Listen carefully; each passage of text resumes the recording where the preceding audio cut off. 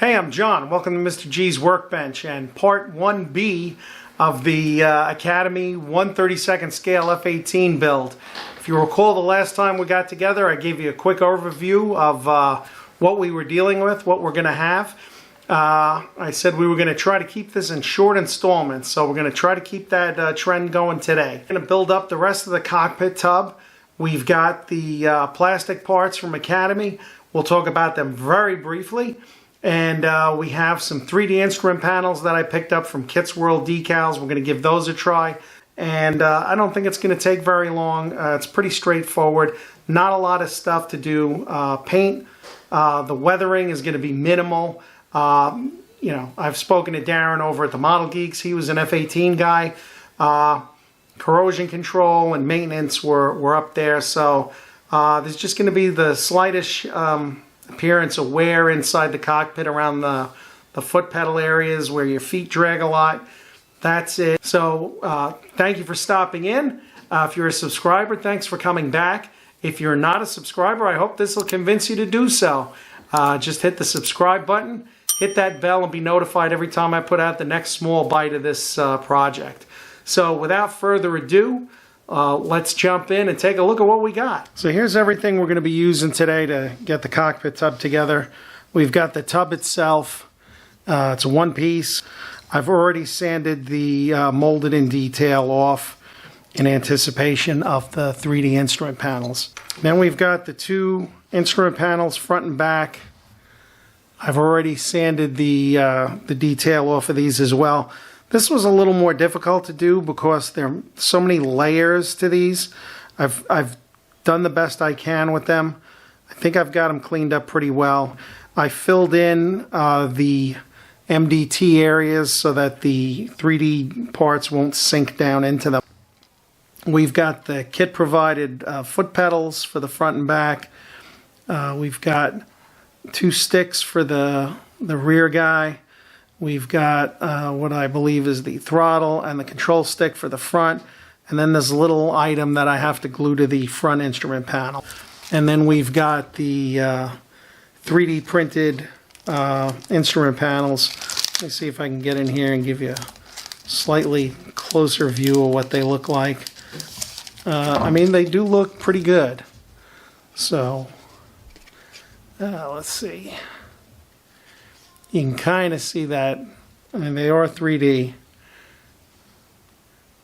if you look there.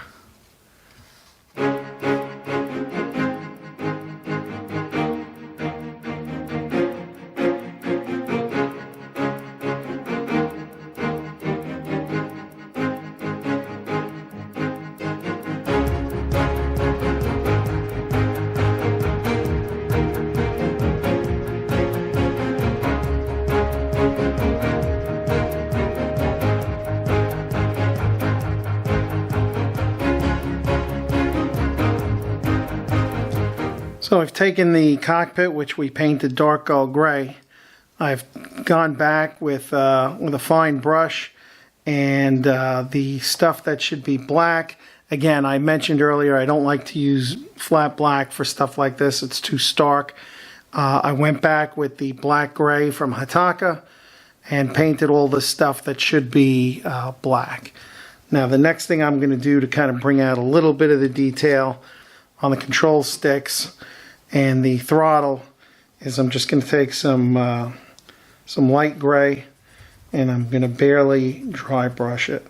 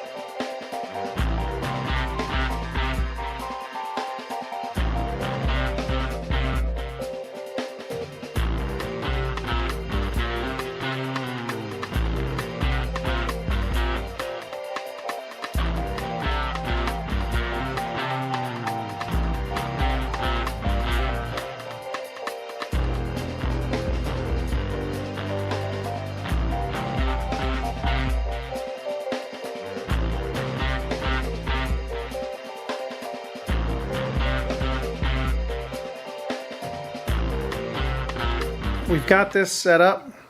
What I'm going to do is I'm going to leave this glossed because I think it'll give me a little more tooth to apply the 3D instruments so that I can get this panel put in and then get the control stick put in that goes in that hole.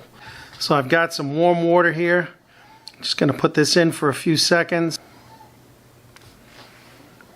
I'm going to slide it off onto the paper so that it can dry.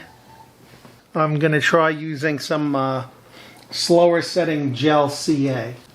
I like this Loctite Ultra Gel Control.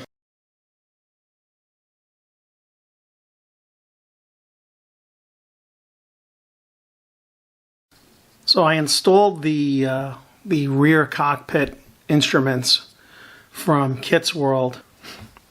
You can see here along the edge here there's a white border. All the screens have a white border around them. Over here you have a white border. The only reason you don't see it as much here is because I took a paintbrush and I had started touching up the edges with some of the dark gold gray. So what I'm going to do is I'm going to pull all this stuff out. I'm going to clean this up and I'm going to order the small set from Quinta. Next time you see this, through the magic of a video, we'll have the other set that hopefully is way better than this.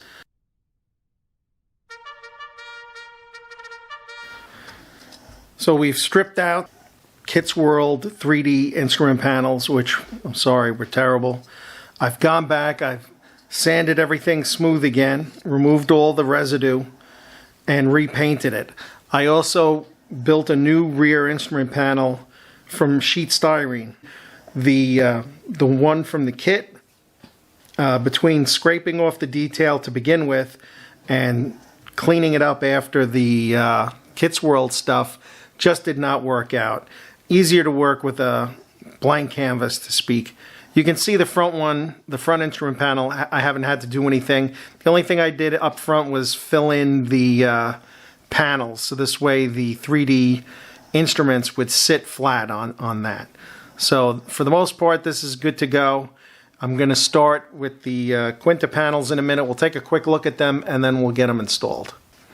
Just wanted to give you a quick head-to-head comparison between the Kits World decals and the Quinta 3D panels. Right off the bat, that white edge around all of these Kits World instruments compared to the way that the Quinta ones look like they just blend together properly. There's no comparison here whatsoever. Take a look at that. Those two, one next to the other. The resolution and the printing and the appearance of the Kits World compared to the Quinta, which have sharp resolution, much better defined 3D printing. I wish this was a better product so I could recommend it. I've got another one in the stash for the pending Buccaneer build. I don't think I'll be using them at all.